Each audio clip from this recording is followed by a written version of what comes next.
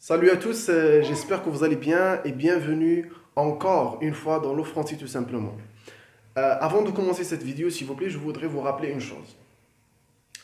Vous connaissez bien sûr, vous êtes conscient, vous êtes consciente que le Maroc et le monde entier passent par une période très difficile à cause bien sûr de cette pandémie euh, coronavirus. Donc s'il vous plaît, je vous rappelle de suivre à la lettre les recommandations, les règles de sécurité exigées par nos responsables. Donc on ne vous demande pas beaucoup de choses, on vous demande uniquement de rester à la maison, d'éviter les lieux où il y a beaucoup de personnes, évitez s'il vous plaît de saluer les autres personnes, évitez lavez vos mains régulièrement avec du savon. Donc ce n'est pas, je ne vois pas que c'est très difficile ça. C'est très facile à suivre, mais c'est très utile. D'accord? C'est facile, mais c'est très utile. Donc s'il vous plaît, appliquez ça à la lettre. Je voudrais dire une autre chose. Cette vidéo, bien sûr, mes amis qui me suivent de l'Algérie sur cette chaîne YouTube, je vous dis que cette vidéo n'est pas à vous. Je suis désolé, donc elle est dédiée uniquement aux élèves du premier bac au Maroc. D'accord? Donc merci beaucoup et faites attention à vous aussi. Donc respectez ce que vous demandent vos responsables. Et très bien, donc je commence ma vidéo. Donc s'il vous plaît, les élèves du premier bac, derrière moi il y a un point, d'accord? Il y a un point que vous pouvez avoir le jour de l'examen, d'accord? Le jour de l'examen, vous pouvez avoir un point si l'examen tombe bien sûr dans le dernier jour d'un condamné. Donc c'est un point gratuit à mon avis qu'il ne faut pas perdre. D'accord? Il ne faut pas perdre ce point parce que c'est très facile.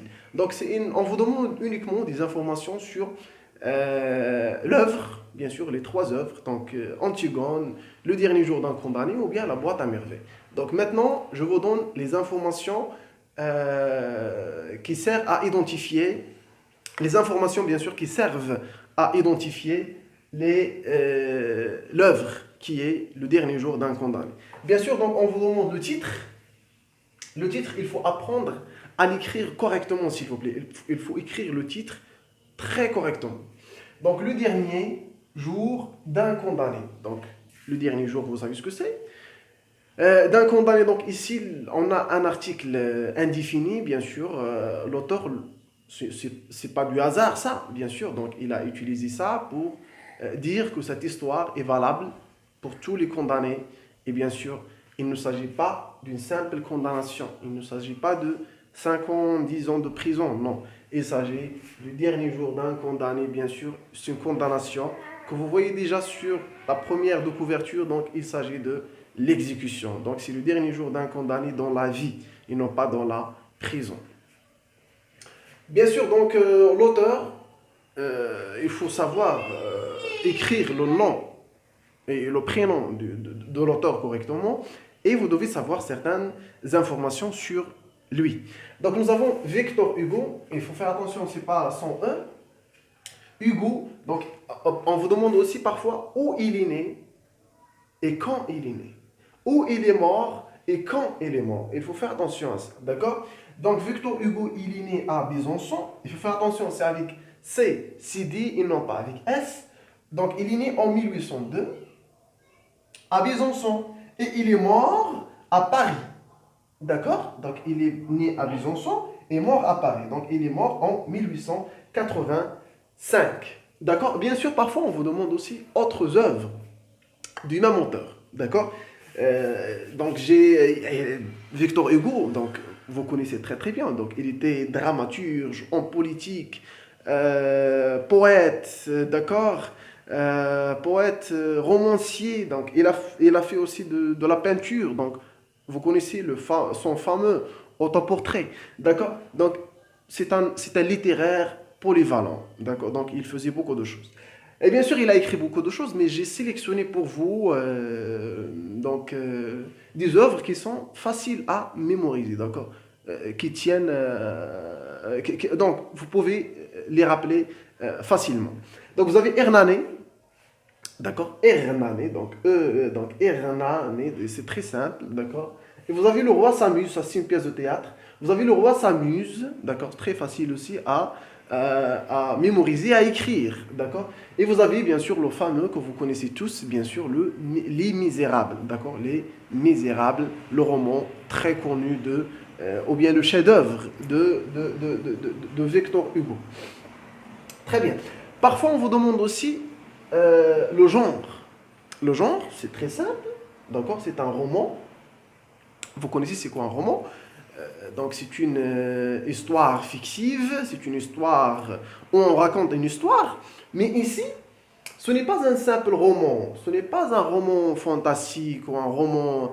Je sais. Non, c'est un roman à thèse. Ça veut dire que c'est un roman qui contient une thèse dedans. D'accord? C'est un roman qui contient une thèse. Une thèse, c'est quoi? C'est une opinion. D'accord? C'est une opinion. Ça veut dire que dans ce roman, dans Le Dernier Jour d'un condamné, Victor Hugo défend son point de vue sur un sujet.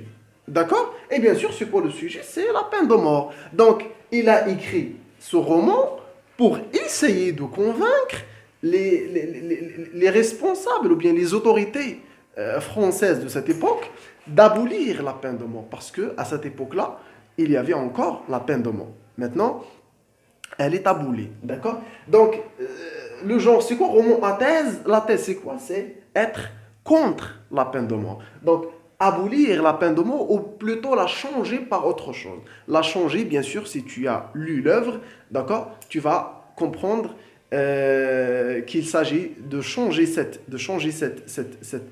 peine, la peine de mort, par la prison à vie. D'accord, par la prison à vie.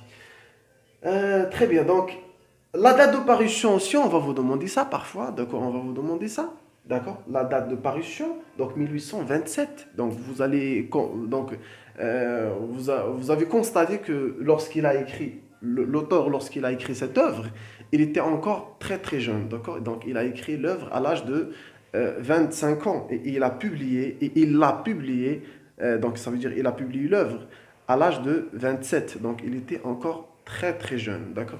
Donc ça c'est la publication, la date de la publication.